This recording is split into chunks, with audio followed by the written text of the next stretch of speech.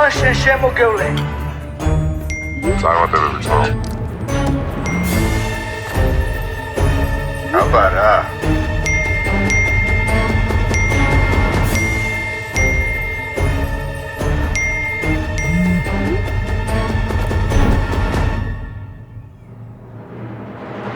რომანი სპორტულ ამბებს საკუთარ თავზეც კი ყველაზე სწრაფად აჭარა ბეთ-არენაზე ნახულობს.